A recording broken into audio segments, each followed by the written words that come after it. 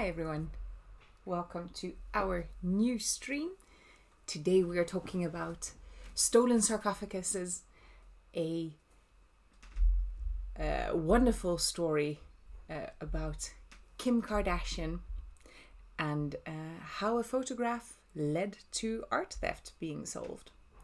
We're also going to be talking about some sneaky swearing and other facts. For now, we're going to give everyone a couple of minutes to come into the stream, grab something to drink, and then in about 5 minutes, I think we'll start the stream.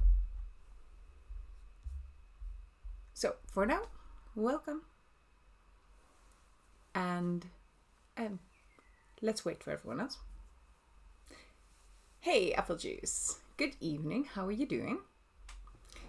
Did you have a good day? It's suddenly changed into really nice weather here. So I'm happy. Great day, good. Hey, I'm a fan of the cat lady. I have a donkey fact for you. So that should be good. Hey, Siderian Shadowbane, good evening. Good to see you. The cat has just left us. And he has left me with all of his hairs. So I am covered in fur. Hey, Miss Frizzle. Wonderful to see you. This is really nice to see you here. Hey, oh, thank you, Changmania. That is so sweet. We're going to be starting in about 5 minutes, so grab yourself something to drink. I have my water. You can use the tokens thingies you get for watching the stream either to remind me to drink or to ask for a random fact. Hey, I'm at the other side. Hello. Welcome back. It's nice to have you. This is stream 33, and I think stream 35 we're going to do a new community goal to do a new fact quiz. And then we can see if Dominique is going to be our reigning champion or if somebody else is going to take the crown. Oh, I'm at the other side. Wants a random fact. Hello, Jeroen. It's really nice to see you. Let me see. Did you know that there was a Phillies fan and he credits the Phillies dollar hot dog night to saving his life? Because he ate so many hot dogs for just $1. I think he went for 8. And then he went to the hospital because he had such a stomach ache. And they found out that he had blood cancer. So a Phillies fan said that eating hot dogs might have saved his life. That is your random fact.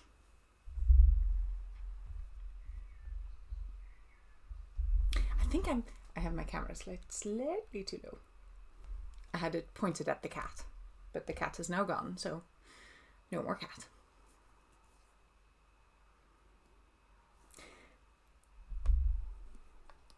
You heard about that? That is so cool. I just found out about it last week. I thought it was such an interesting fact. I think I was looking into problems being solved in a slightly unrelated way. And then I found that fact. So I was like, that is such a good random fact. I need to keep that. You didn't think it would make world news. No, I think it might have been slightly obscure, but I found out somehow. But no, I like that fact. That was a good fact. Oh, you live near Philadelphia? Well, that does make sense, Changmania. That would make sense. I'm at the other side. It says a while ago in the news, it was said that a woman got hit by a homeless guy, and on her way she got hit by a car and broke her legs. And then they found out that she had cancer as well. So, that seems like a lot of bad luck, but also good to find out now, and then you can stop it. You can at least start treatment earlier, which I guess is a good thing. On the flip side, can't get a lot worse. That is true. The only way from there is up. So yeah, that's a fair point. I think that's about 5 minutes. So we're going to start. So welcome everyone, my name is Renee, and in this stream I like to share with you the interesting facts that I have found throughout the week. Please feel free to share any facts that you have in the chat or any comments. And then after I've had a couple of facts, I will read out a couple of comments. So first, we shall grab this presentation.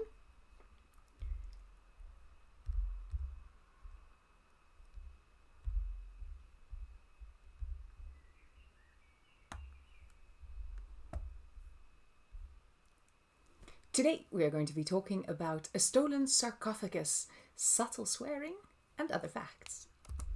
First, we're going to start as always with our missed shots. So at the end of every stream we play fact tennis, where you give me a subject and I see if I can give you back a fact about that subject off the top of my head. If I don't know a fact, if I miss a shot, then we put them in missed shots at the beginning of the stream. Then onto our animal of the week. This week we chose the killer whale. Then we're going to be talking about citizen science. And then we're going to be talking about behind the screen film facts. And that is where Frieza from Dragon Ball Z comes in. Then our story of the week is about Kim Kardashian and the golden coffin. Then onto fact tennis. And at the end we end on our wholesome facts, and this one is about the discovery of insulin. Then, first, our missed shots. Today we're going to be talking about the sugar glider, the typewriter, and especially for I'm a fan of the cat lady, who I snuck in an extra fact about the donkey. First, the sugar glider. So, a sugar glider is a small marsupial. They live in Australia and Papua New Guinea. They're not that big. They're about as big as a ruler. From tip of their nose to tail, they're about 30 centimeters, so that's quite small. And most of that is tail. And they only weigh about 125 grams, which is super cute and very light. So, how do these cute little critters get their name? They are in fact able to glide between trees in search of food. They have quite an omnivorous diet, so they eat basically anything, kind of like me. So they eat everything from tree sap to pollen, they eat bugs, and to do this they have to travel between trees quite far to find all of this delicious food. So how do they do this? Their front and their back legs are connected by a special type of skin that is very thin but also very flexible. And they can unfold that skin if they spread themselves out. Using this technique, they are able to stay in the air for a maximum of 50 meters. And that is quite far. What makes it even more impressive is that they use that tail that you see underneath there to kind of swivel and steer. So not only are they able to glide from one tree to the other, but they're also able to direct where they go by moving that tail. And they can use that tail so well that they can even swivel in mid-air with the use of this, which means that they can escape a predator if it meets them in the air. So, a couple of extra facts about the sugar glider. First extra fact.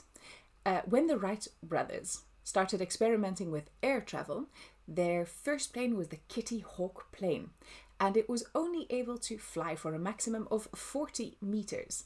This means that the sugar glider can glide further than the first plane could fly. Then, our extra fact number 2. In some countries it is illegal to keep sugar gliders as pets, and this might be a good idea because they might look absolutely adorably cute, but it might not be a good idea to keep them as pets. This is because most owners can't actually take care of them properly. They are a nocturnal animal, which means that they need peace and quiet during the day, but they're also very social animals. So you have to have multiples of them. If you only have one sugar glider, one thing is certain, it will stop eating and it will pass away. So sugar gliders are absolutely cute marsupials from Australia that can glide up to 15 meters by using the big stretchy skin between their paws. And I have for you a little video demonstration, which I thought was the cutest. This is a video demonstration in slow motion of a sugar glider not only gliding, but also stretching its little legs and paws forward to make a kind of parachute when it lands. So let's see if it will play.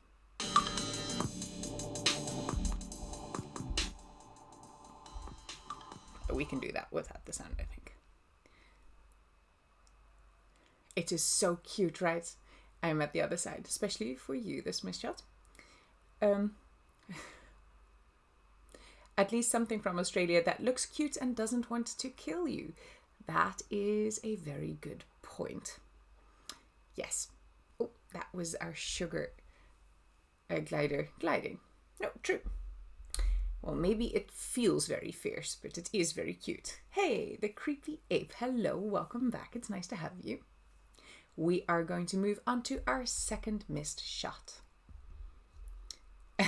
Siderian Shadowbane says, that is how they lull you into a false sense of security. Our second missed shot. This one is about the typewriter. So, the QWERTY setup on your keyboard is a very good example of something called path dependency. A path dependency is a process where past decisions kind of constrain future decisions. So what happened in the past now forms what happens in the future. So what does that mean in this case? So you have to start with the setup of the keyboard. Why do we see QWERTY in the left-hand corner of our keyboards? You had this man called Christopher Scholes, who originally tried to do an alphabetical layout in his prototypes of the very first typewriters.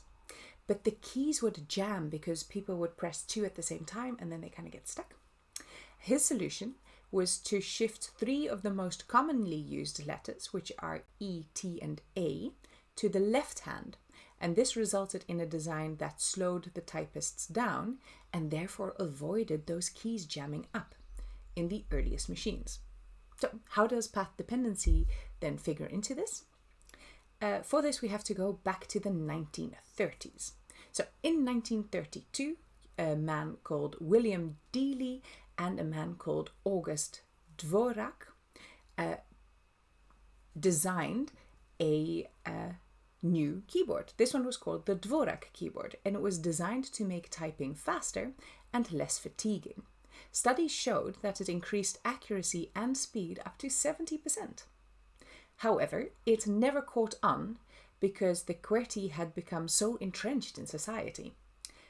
It had been the sole layout when Remington cornered the market of typewriters at the beginning, and thank you, I'm at the other side, and manufacturers and typists were now all used to using this QWERTY setup, and they did not want to change, even to a more efficient setup. So you can see the QWERTY one at the top of those 2 keyboards, and the colors mean that they get hit more often. And you can see with the Dvorak one, the bottom one, that they are now in one line, which makes your typing faster. Also, little extra fact. Did you know that the very first prototypes of typewriters were made with piano keys, as you can see in the up-hand corner? The creepy ape with an extra fact for us, thank you very much. The longest word you can type out with a QWERTY layout only using the top row is rupture wart. That sounds less than desirable, but that is a very good fact. And some say that the QWERTY layout was designed to make it easier for salesmen to show off their typewriter by typing typewriter in the QWERTY layout. It can be done with the first row of keys. That might have had something to do with it. Definitely. Thank you very much for the extra facts. Then on to our third and last missed shot. This one especially for I'm a fan of the cat lady who has been asking me about donkey facts for a while now. So this is an extra donkey fact. Did you know that each year in different countries, but mainly in Spain, France, Greece, and Switzerland, you have something called nanny donkeys. And I'm going to tell you what they do. So each year, donkeys and mule nannies carry newborn lambs down the Italian mountains in custom-made side saddles, all the way down to their grazing areas.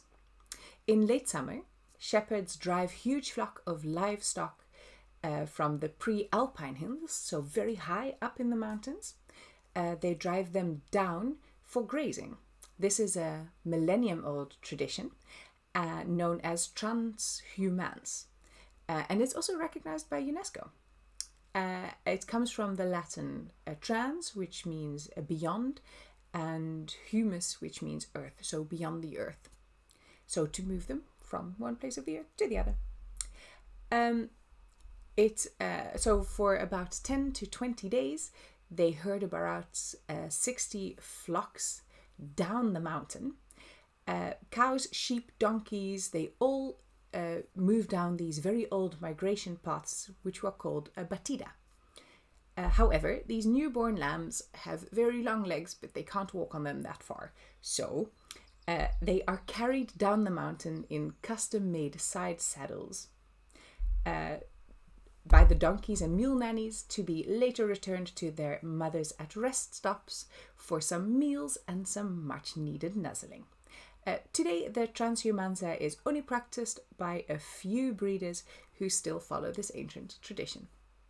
So, nanny mules in Italy, they carry down little lambs in side saddles because their legs get so tired.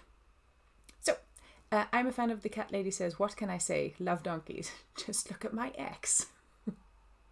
That's a pretty good joke. I'll give you that. Another fact from the creepy ape, and then on to our animal of the week. First, the hee-haw sound that donkeys make is known as a bray. Donkeys bray as a way of communication with other donkeys to voice their thoughts of loneliness, irritation, and distress, kind of like me when I have not had coffee in the morning. They also brawl when hungry or to alert other folks of an impending hazard. Male donkeys bray extra when they're more than their women counterparts because they are more vocal. Okay. Donkeys bray loudly in deserts to get a hold of other donkeys more than extensive spaces. That sounds interesting. Yes, they would communicate more with each other over large expanses. Cool, thank you for the extra fact. Then, on to our animal of the week. This week we chose the killer whale. First, we will be talking about orca imitation, then how orcas hunt, and then about Old Tom and exactly why sharing is caring. First, orca imitation. So, we have new research that shows us that orcas might be able to imitate human speech. Killer whales have been recorded making such sounds, copying such words as hello and bye-bye, as well as other sounds that other orcas make. This new research shows us that they might be able to imitate human speech, in some cases at the very first attempt. The study shows that they are also able to copy unfamiliar sounds produced by other orcas, including sounds similar to blowing a raspberry. The scientists in the study said that this discovery helps shed light on how different pods of wild orcas have ended up having very distinct dialects, so they don't speak the same language to each other, adding weight to the idea that this is a result of imitation between the orcas themselves within the pods. These creatures are already known for their ability to copy the movement of other orcas, with some reports suggesting that they also mimic the sounds of bottlenose dolphins and sea lions, which I think is extra interesting that they form these communities and learn from each other.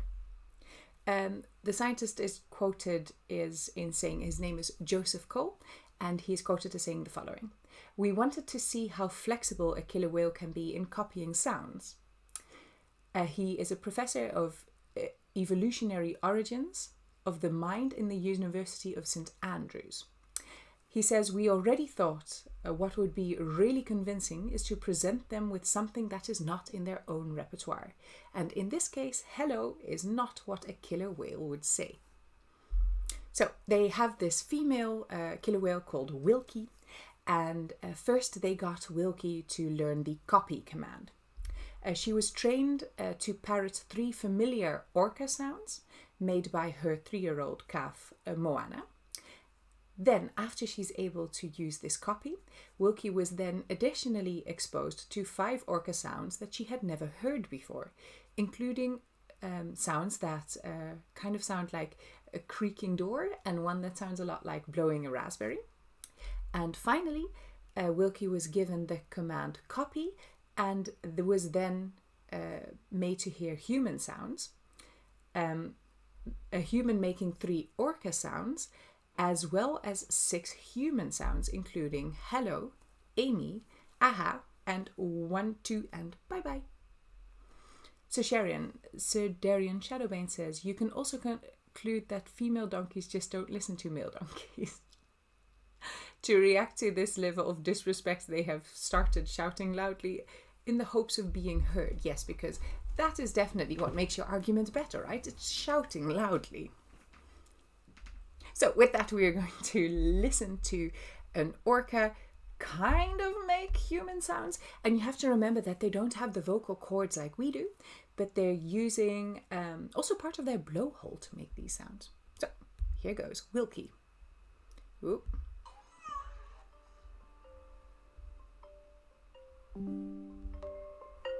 Hello? That was hello. 1, 2. 1, 2. Amy. Amy. Bye bye. That sounds Bye. almost like it.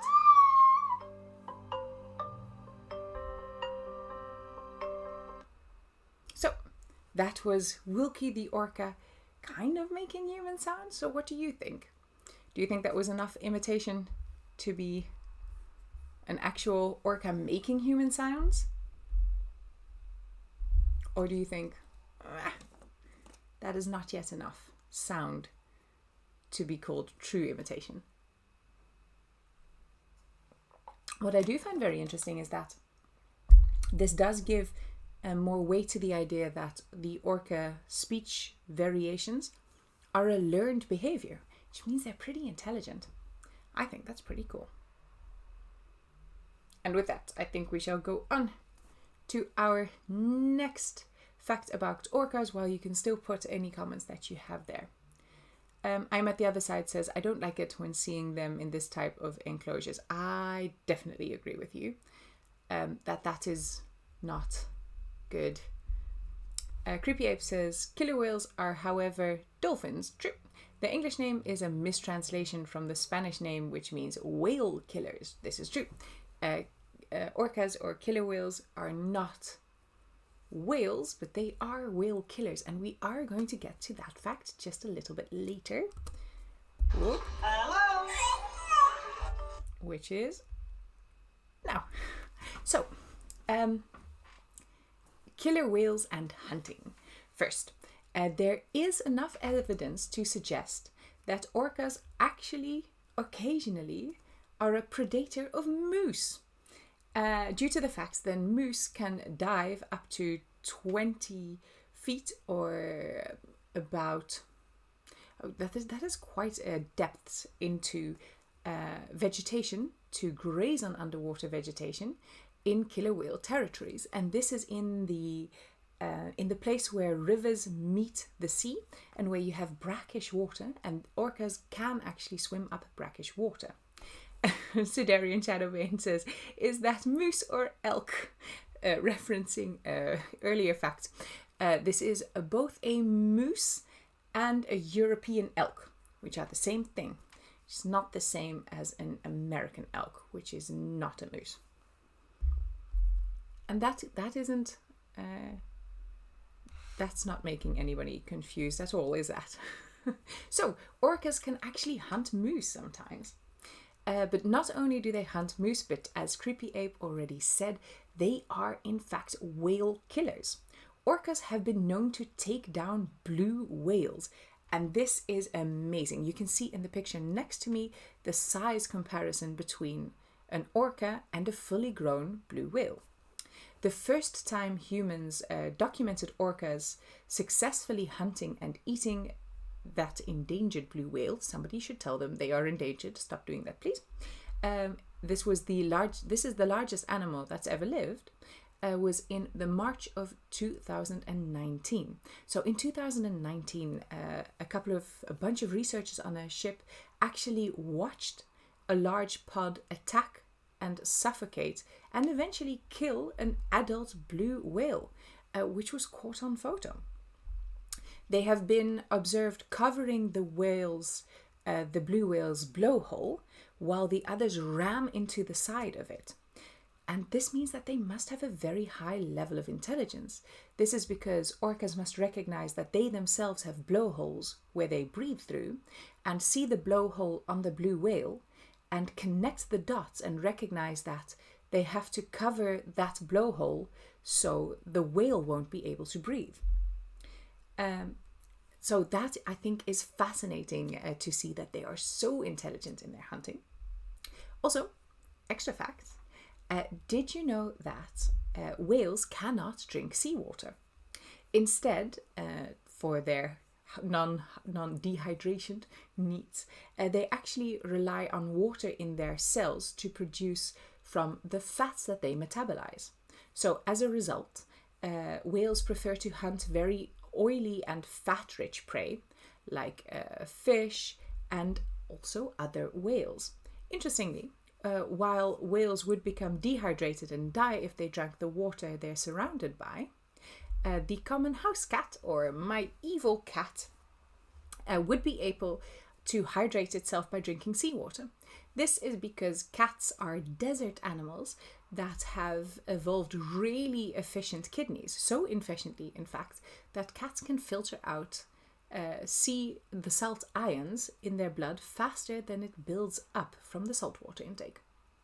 So, killer whales, they have been known to hunt moose and even all the way up to a blue whale by covering its blowhole and bashing it about.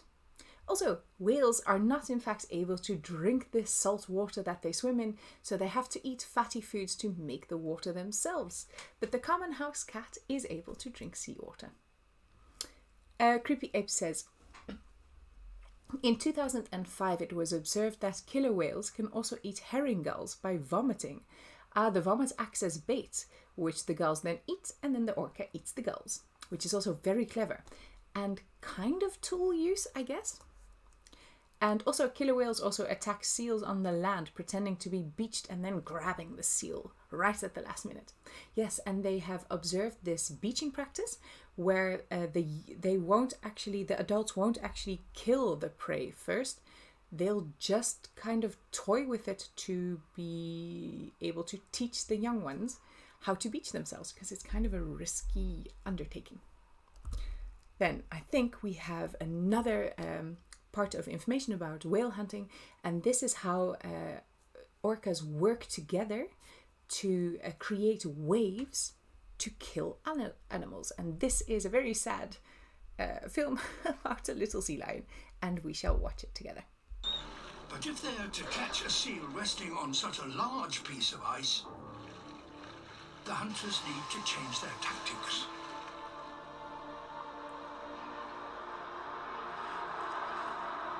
This time, they produce a subsurface wave.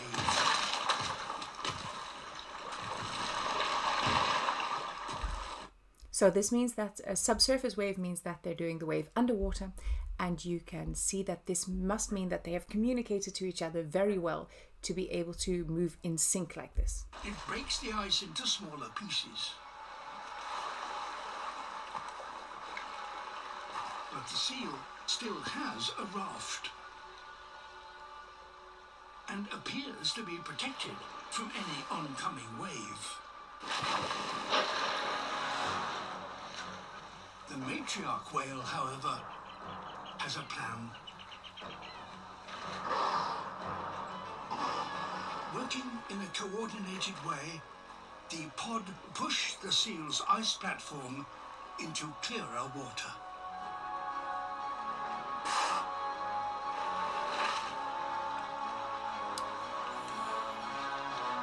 Poor seal.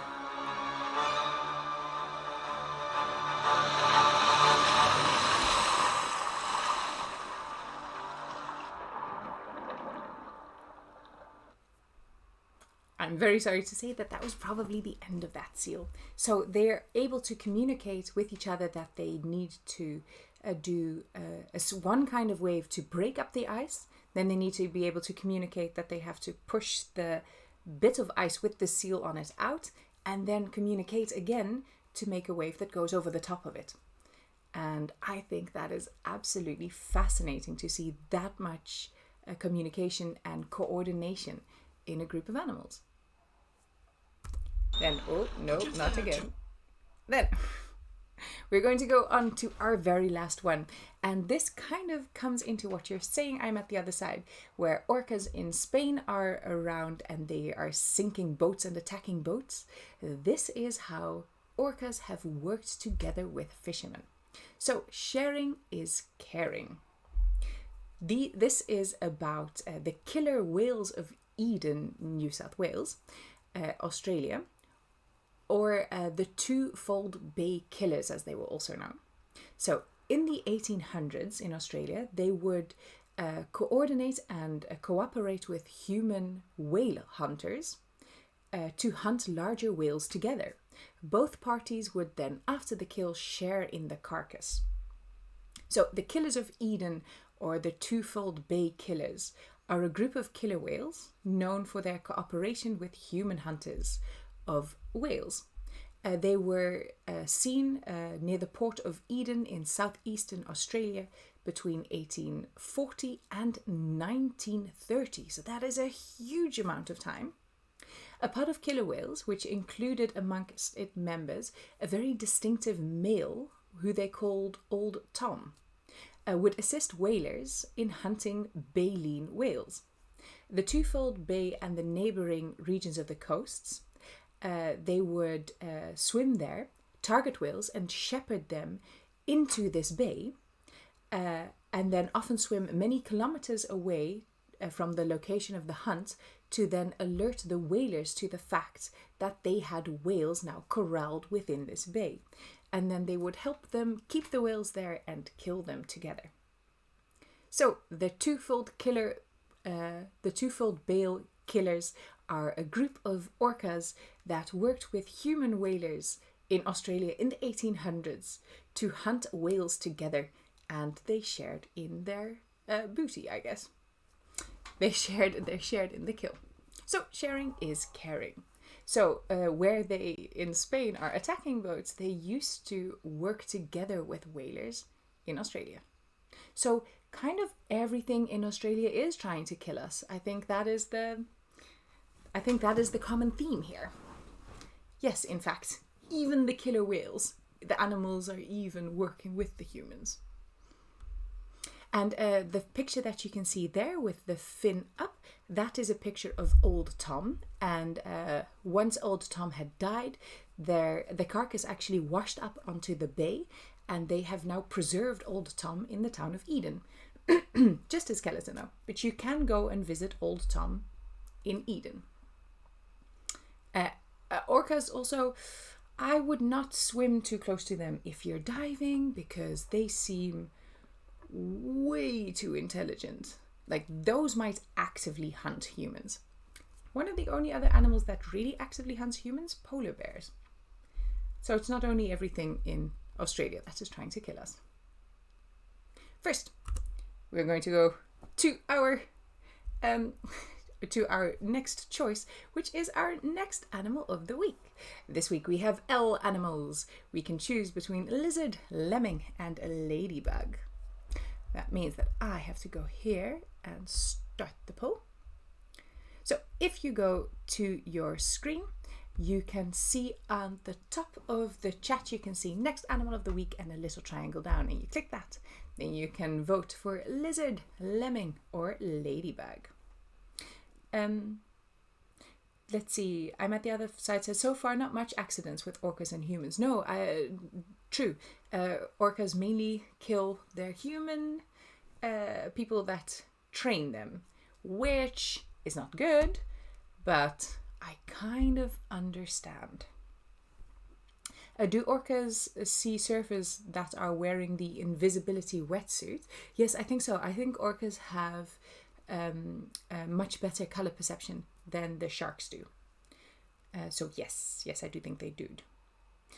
Yes, and I'm at the other side is right. Orcas mainly kill when they're held in captivity, then they mainly kill their handlers. Oh, we have a very close race here with lemming 2, ladybug 2, lizard 1. This is a much more even spread today. Creepy Ape says, I think killer whales are kind of dolphin, which is why they are so smart. Yes, true. They are family, or they are within the dolphin family. Yeah. And that does tell us why they are so smart. I think they might be smarter than dolphins, and dolphins are really smart. You can do the test with them where you do the mirror test, the self-awareness test, where you stick something on the side of them and then stick them in front of a mirror. And if they try looking at that mark a lot, then you know that they are recognizing their reflection as being them, which means that they have to have certain level of being self-aware. Oh, a lemming and ladybug. Maybe it's going to be a double one. Also, that lizard is cute. You have a whole lot of different kinds of lizards. Not that many different kinds of lemmings, though. Pretty widespread on the ladybug one. Did you know that it's not in fact true that the number of dots on a ladybug is how old it is? I don't know if that's something that you were told as a child, but that is definitely something that I was told as a child. I was very disappointed when I found out it's just a different kind of ladybug. Oh, and in Dutch, we call ladybug een lieve heersbeestje, which means our sweet lord's animal. Which, pretty cute. I don't know of a lot of other animal names in Dutch that are as cute as lieve heersbeestje. Lovely lord's bug animal. Creepy Ape says, I remember hearing something like orcas flip whales over, which temporarily immobilizes them, and then orcas eat several of its vital organs. I think that is a shark. I think they flip over sharks to do that, because orcas have been known to target great white sharks in particular. And then the great white sharks, if they survive the attack, they won't go swimming into that region with the orcas for like a year. They'll avoid it. No, they flip over the sharks, I think. Why do we call them like that? Lieve heersbeestje. I am not entirely sure why we call them that in Dutch. Ladybug. Jeroen says, in South Park, orcas are the great evil. Yeah, they're kind of Machiavellian, right? Like they do what's needed for them to get by. And they don't have like a sense of morality, I guess. But they are harsh. And they'll kill like a whole whale and then just eat the fatty parts. And then just leave the rest. But they also need the fat to survive. Otherwise they're dehydrated. And they could only be kept at bay by pan flute players. That is really funny. I'm a fan of the cat lady, says chicken and cows. Oh, so Darian Shadowbane with a fact. It really looks really close. I think we're doing lemming and ladybug facts. So Dario Shadowbane says, in Dutch, de vernoeming heeft te maken met het uiterlijk. Okay, so their name has to do with the way they look. Maria is usually depicted in red clothing, probably as like a nod to her being covered in our Lord's blood. And she's associated with the number 7 because there are seven happinesses and seven sadnesses that she went through.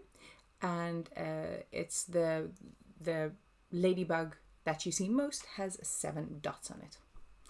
That fact, lady, you can translate. Yes, I did that on the run. Well done, me. So, our winner of the poll is Lemming and Ladybug, both with 2 votes each. Creepy 8 says hydrate after that. Thank you.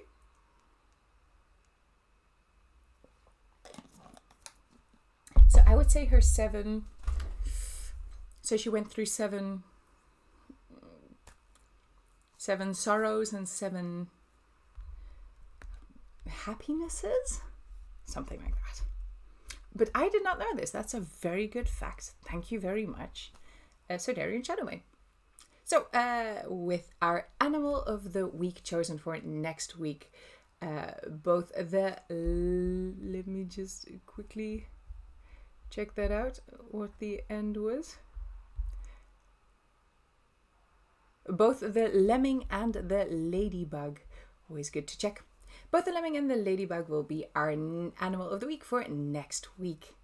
Then on to our next batch of facts. This one is about citizen science. We are going to be talking about a game, Fold It. Then the Gippsland earthworm and how it was discovered. And then we're going to be talking about Steve the Purple Light. First, Fold It. So in 2011, people playing Fold It, which is an online puzzle game about protein folding, resolved the structure of an enzyme that causes an AIDS-like disease. Researchers had been working on this problem for 15 years, and the gaming community solved it in only 10 days. So you no longer need a PhD to be able to make an incredible scientific breakthrough. First, this 15-year-old AIDS problem was recently solved solved in 2011 in just 10 days using the new Outline game site that allows its users to contribute into decoding complex proteins. Fold It users modeled the enzyme of the monkey virus. It's called Mason-Pfizer monkey virus. In a manner that matched crystalline structures observed by scientists. So this means that they were just able to form all of the pieces in a way that mapped to what we knew that it stuck to. Simply put, Fold It allowed its users to predict the shape of a protein and map it out using a game-like structure. The better the model, the more points that you get for your model. In this case, scientists experimented with giving users 3 weeks to create a model of a protein that scientists had not been able to model on the molecular level themselves. And at the end of the 3-week period, scientists compared the best models to an X-ray of the protein, and they discovered that at least one group of players had determined the correct structure of it, according to the Fold It blog. So Fold It is a game where you can predict the shape of a protein and maybe help save the world. Then our next citizen science fact is about the Gippsland earthworm, and this is again somewhere. We have been talking about this earlier, and this is again in Australia, because where else? This is the 1870. You had a couple of people who were surveying land across the Motu Bunyip railway line in Warragul, Victoria in Australia. And a group of farmers came across what they initially believed to be a huge, huge snake. They were very curious about this snake they had found, so they sent one of the specimens to the University of Melbourne, where a professor called McCoy then described it. This was the first time that anyone had ever heard of the giant earthworm. To this day, the giant Gippsland earthworm is regarded as the longest worm in the world. So the Gippsland earthworm was discovered by farmers in Australia who were surveying land and thought at first that it must have been a snake. And you can see how big it is on the picture next to me. But unlike the other animals in Australia, this one is not in fact trying to kill us. It just lives happily underground and just burrows along. It has a wonderful time, not being homicidal at all. Then we're going to be talking about the purple light named Steve. Ooh, I'm at the other side says, would it be slimy as well as a normal worm? Yeah, kind of. Yeah, definitely has mucus. Yeah, it lives in the, so we'll go back one. It lives in the same kind of structure as that normal earthworms do. It just makes bigger holes. And it does need the ground to be a little bit softer, I think, than the earthworms that we have, because the existing cracks that our earthworms here in Europe can get through, they can't burrow through, not even with their huge, huge heads. So then, Steve, the purple light. So you have normal auroras, which are these light shows in the sky that are caused by particles of the sun interacting with the Earth's magnetic field. That is where we get the northern lights. And then you had these strange thin purple ribbons of light that nobody could explain. From 2015 to 2016, citizen scientists shared 30 reports of these mysterious lights in online forums and with a team of scientists that run a project called Aurorasaurus. And next to me here you can see a picture of, on the left, regular northern lights, and on the right this purple like ribbon-like band. For this citizen science project, which was funded by NASA, by the way, the National Science Foundation, it tracks the aurora borealis through user-submitted reports and tweets. So that is how they keep a handle on where the northern light is moving to. The Aurorasaurus team, led by a lady called Liz McDonald, who is a space scientist at NASA, conferred to determine the causes of this new phenomenon of this ribbon of light. McDonald and her colleagues talked to amateur photographers on a Facebook group called the Alberta Aurora Chasers. This group on Facebook nicknamed this ribbon of light Steve, and it stuck. But people still didn't know what they were exactly seeing here. So in July of 2016, the scientists finally caught a break. One night, an amateur observer saw Steve at the same time that a network of ground-based cameras were watching the sky. And the European Space Agency's Swarm satellite just happened to be passing over the exact same area. This means that they could combine the views from the ground and space, and this helped researchers learn that, despite its very ordinary name, Steve may be an extraordinary puzzle piece in our understanding of how the Earth's magnetic fields interact with charged particles in our space. The name that he has, Steve, given by citizen scientists, the team has kept that name as an homage to its initial name. But now Steve is short for a strong thermal emission velocity enhancement. Instead, Steve is not caused by the same thing as that our regular aurora is, but it's caused by a river of hot plasma or ionized gas that breaks through the Earth's magnetosphere into the ionosphere, thanks to magnetic disturbances along our solar storms. So, Steve the purple light might look like normal northern lights, but it is actually something different. And I think it just has to do with exactly what kind of particles hit our magnetic field. And you have the different ones where you have ionized gas, and then the other one is just charged particles, and those are two different things. So they have now found out that Steve the purple light is actually caused by this ionized gas, which has to do with the sun flares, or solar storms they call it. So on to our next Oh, wait, creepy Abe, in with a fact. Folding at Home is a distributed computing project aimed to help scientists develop new therapeutics for a variety of diseases by the means of stimulating protein dynamics. Basically, volunteers install the program on their computer and let it utilize the processing power on their computer to carry out their calculations. Ah, it is one of the world's fastest computing systems. So this is a citizen science where people just kind of work together and give their computers kind of processing space to help science. Cool. Sedarian Shadowmane says, a guy named Steve has gas. This doesn't surprise me. Is this the level of facts we are getting these days? That is, I thought that was a very cool fact. It's a Steve the Purple Light. Who does not want to know a fact about Steve the Purple Light? It is basically new kind of Northern Lights. Named Steve, because Steve is a good name.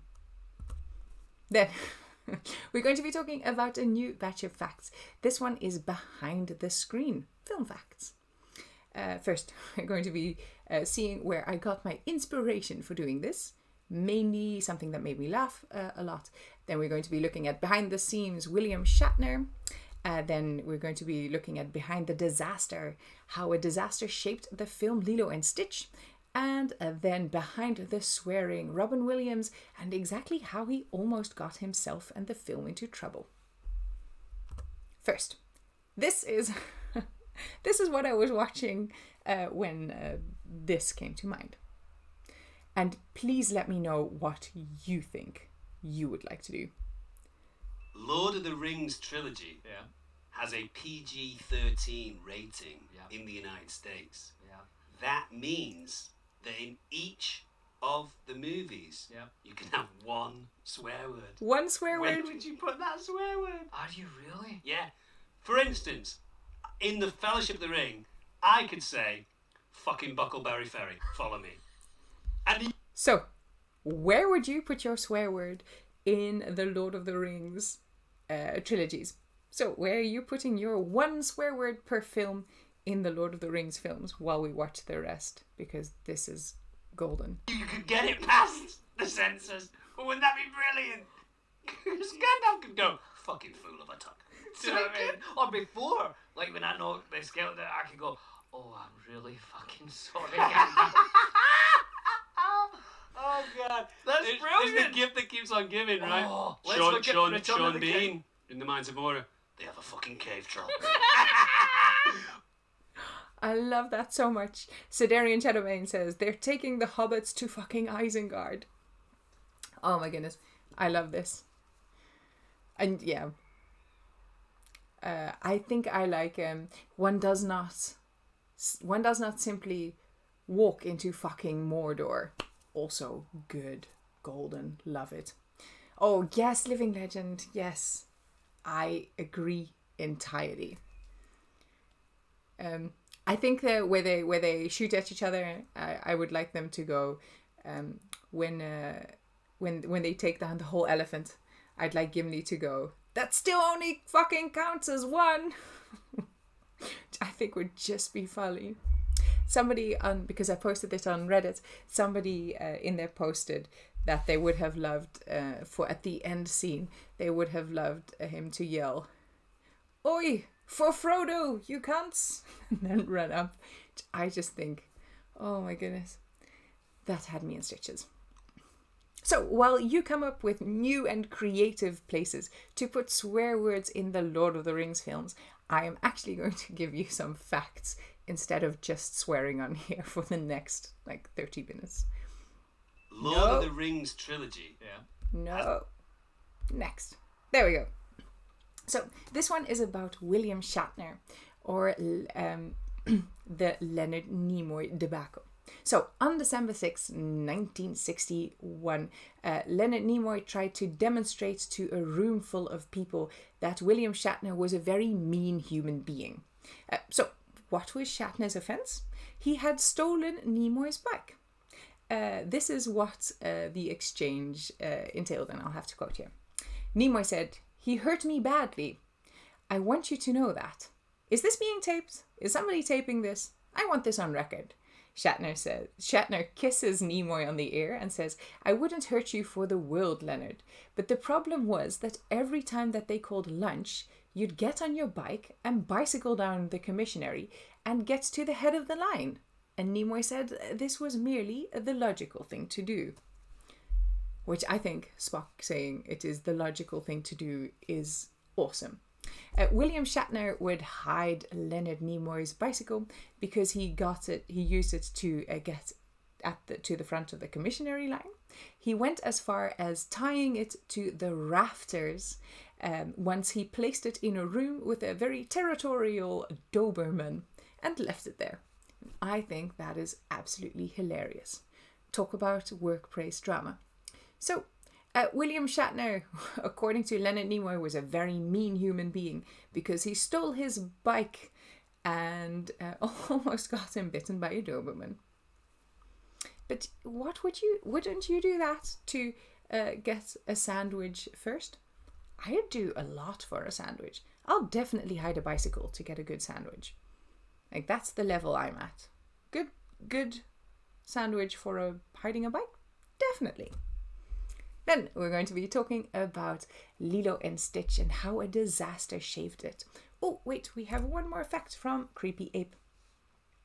Cool. The doors on Star Trek were not mechanical and were pulled aside manually by a stagehand. The whoosh sound of the door was later dubbed into each show. This fact was also mentioned by Spock in a Simpsons episode. Oh, yes, and Sir Darian Shadowbane is entirely right. Yes, it was just paper in an envelope. I don't have one right here, but you have to imagine that you have an envelope like this, and you have just a piece of paper in it, and they were just kind of slided in and out of the envelope, and that sound, that is that swooshing sound that you hear when you can hear the doors opening. And they do the same in Star Wars. And once you've heard it, you will never unhear it. It's just paper going in and out of an envelope. Extra fact. Thank you very much, the Creepy Ape and Siderian Shadowman. Then we're going to be talking about how disaster shaped the movie Lilo and Stitch. So, Lilo and Stitch originally included an airplane crash scene that was cut after 9/11. So movie studios often make changes to films in order to market them differently. But in the case of Disney's film that came out in 2002, called Lilo and Stitch, an entire sequence was reanimated after the shocking terrorist attacks on September 11, 2001. Lilo and Stitch culminates with an air chase between two alien spaceships as Stitch and the company tried to save Lilo. But in the original script, one of the aircrafts is actually a 747 commercial airline regular plane. And they fly between a multitude of buildings. By September 2001, Lilo and Stitch was mostly complete as a film, nearing its planned release in 2002.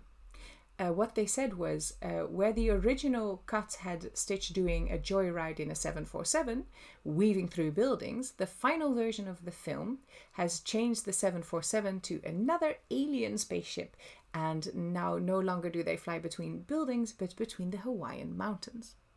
So Lilo and Stitch reanimated an entire scene because an airplane chase crashing into buildings just after 9/11 was not deemed to be a very good idea. Then our next fact is about Robin Williams. So for the production of the quite wonderful movie Mork and Mindy, they had to hire a censor who spoke 4 different languages to keep track of Robin Williams trying to secretly slip in swear words in other languages during the filming of the show. So I think that is a hilarious way to have to find a censor who speaks 4 different languages, because Robin Williams was able to make up swear words in 4 different languages. I think that's a pretty good ability. And Creepy Ape says, according to Stitch's dog license at the shelter, Lilo and Nanny's last name is Pelekai. I did not know that. And I do not know if that has a specific meaning. We might find out in a second. And then we're going to do something new, which is our fast fire film facts, where I'm going to give you 3 film facts that are really short, and I'm going to keep them that way. So first,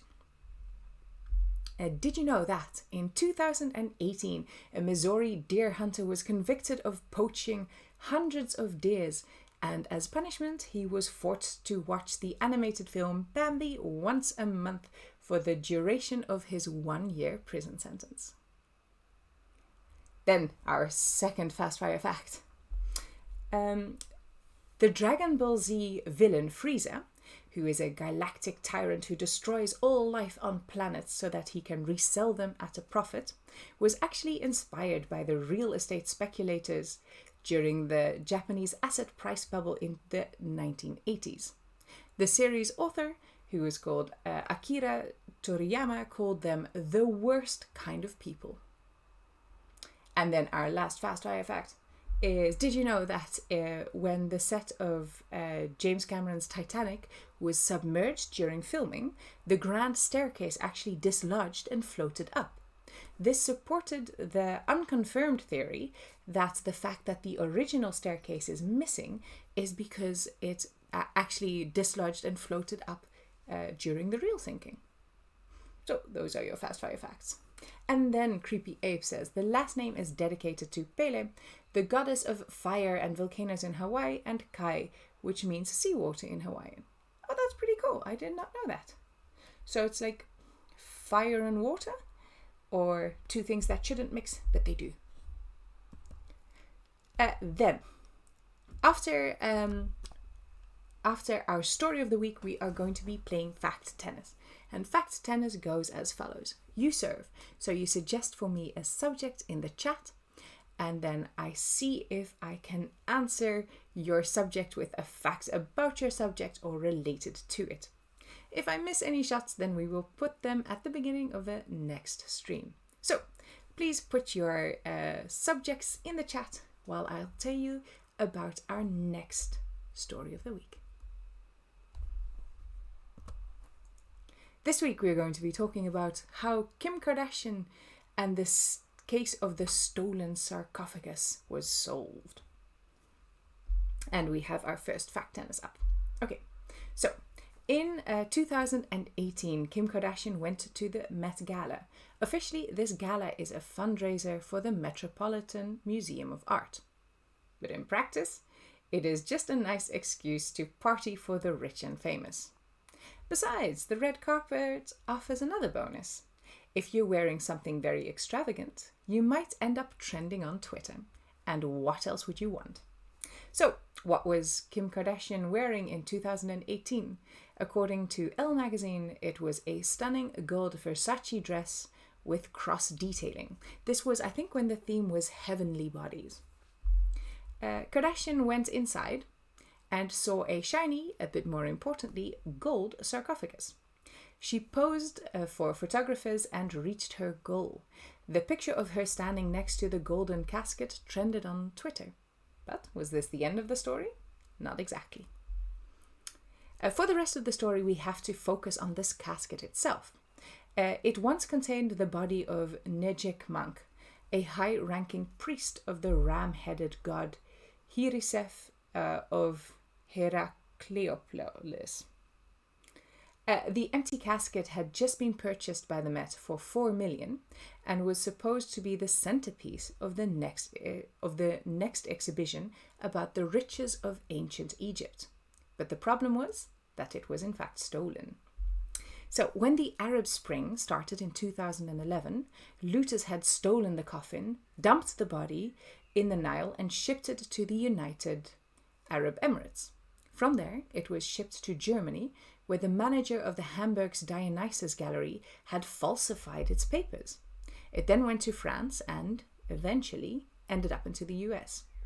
The Met checked its provenance, which is papers that show the history of the object and who has owned it, and they didn't find anything untoward. And then Kardashian's picture hit the internet. So what changed? One of the original looters saw the picture and realized what this has meant. He must have been double-crossed.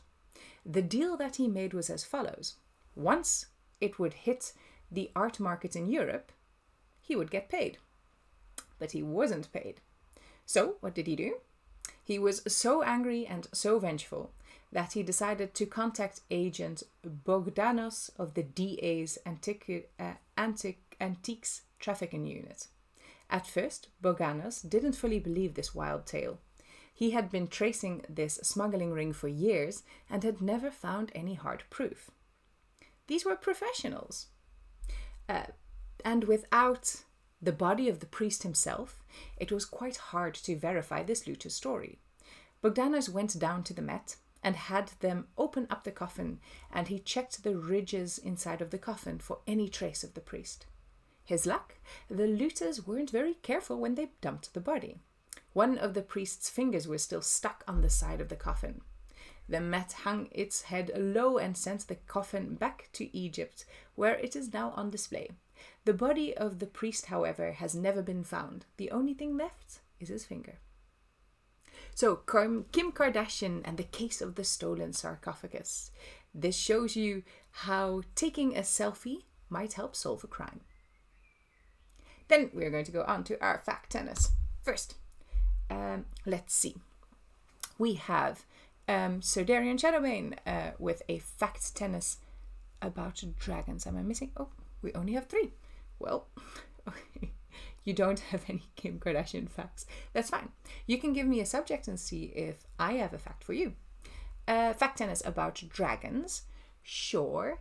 Did you know that there is a hypothesis that the dragons that Chinese mythology write about might have been frozen bodies of dinosaurs that were kept encapsulated in ice, or that it might have been not frozen bodies, it might have been their fossils that they might have found. So they think that in China they might have found fossilized remains of dinosaurs and then extrapolated that these must be dragons. Then I'm at the other side. Fact tennis about the gadfly. I do not have a specific fact about the gadfly. I do have a fact about flies. Let me see. One off the top of my head. Did you know that scientists make new kinds of fruit flies all the time because they pass on their DNA quite quickly? And one of them is called the cheap date because they are very susceptible to alcohol.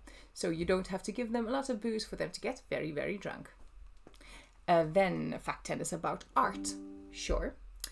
Did you know that... did you know that those famous sunflowers that Vincent van Gogh painted were painted specifically to hang up in his room because another painter was coming to visit? And that's the only reason that he painted them and hung them up, was just to make his room look a little bit more, just a little bit nicer. Oh, and then I see that I have not, in fact, plugged in my laptop's charger, and it is about to die on me. So let's do that quickly before the stream ends earlier than I had hoped. So, let me see. A fact tennis about wallpaper. Sure. Did you know that the Victorians had a new color green that came out, and this was actually made with lead, and this very vivid color green, they also made it into wallpaper, which was poisoning them slowly. So seeing green actually made the Victorians see kind of green. And then I'm Trickster, a fact tennis about apples. Sure. Well, it's just a small one.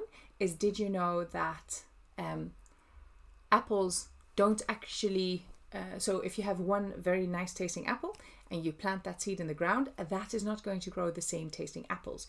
You actually have to graft them, which means that you cut the flowering branch off the tree that makes nice tasting apples, and you secure that to a different tree, and that is how you get apples that all taste nice. Also, it's not an apple in the Bible where Eve takes a bite out of an apple. It's never actually told as being an apple. It might have been a pomegranate, but that's also the reason that we have red balls in our Christmas tree. They're supposed to symbolize that apple in that tree. And that means that I missed one, which is a gadfly fact tennis. So gadflies will be our missed shot for our next stream. If you have any more fact tennis, please put any more subjects in the chat while I read one last fact from the Creepy Ape before we go on to our last wholesome fact. First, Creepy Ape. When Oliver Cromwell overthrew King Charles in 1653, he banned the mass production of wallpaper because he disapproved of anything considered frivolous and vain, even wallpaper. It was only when Cromwell died in 1658 and Charles II took to the throne that this industry could start creating wallpaper once again. It wasn't outlawed again in 1712. A wallpaper tax was introduced in Great Britain. Patent, painted and printed wallpaper was taxed with a rate of 1 dime per square yard. Oh, I'm a fan of the cat lady right in at the end with a fact for plants. Let me have a good think. Sure. Oh, a lovely one. Did you know that the reason why we have seedless watermelons is kind of the same way that we get mules? So I'm doing a plant and donkey fact for you at the same time. So the way we get mules is we cross a horse and a donkey. And what you do with watermelons is you cross one specific variety of watermelon with another species of with another variety of watermelon, and then they make they can make the next watermelon, but they will make one without seeds, the same way that a mule can't get pregnant or make other mules. So that is your plant fact. And then we are going to go on to our last fact, which is our wholesome fact. And after our wholesome fact, we are going to raid another channel. But first, let me see who... Oh, we'll do the wholesome fact and then we'll see who we can raid. First, our wholesome fact. This one is the introduction of insulin. So, in 1922, the scientists who discovered insulin went to the hospital ward for diabetic children. Most of them were in a comatose state and dying from the diabetes. Imagine a room full of parents sitting at the bedside, waiting for the inevitable death of their child. The scientists went around from bed to bed and injected the children with this new purified extract, insulin. As they began to inject the last comatose child, the first child that was injected began to awaken. And then, one by one, all of the children awoke from their diabetic comas. A room full of death and gloom became a place of joy and hope. So, our wholesome fact. Introducing insulin helped save countless lives. And just another extra fact that I thought was wonderful, the scientist who discovered, or the doctor who discovered insulin, refused to patent insulin. So everyone was free to make it because he thought that everyone should be able to have it, which is such a wholesome fact. So with that, that was our very last fact of this stream. So thank you all very much for joining, and please come join us again next week on Sunday at 8, where we will be talking about 2 animals of the week and start off with our missed shots. Then let's see who we can raid. Who is up? No one is online. Does anybody have a suggestion who they would like to raid?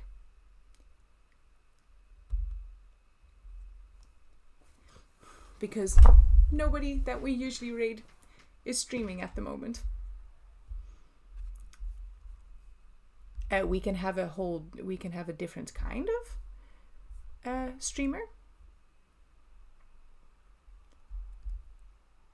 I might have to first follow them before I'm able to read them, though.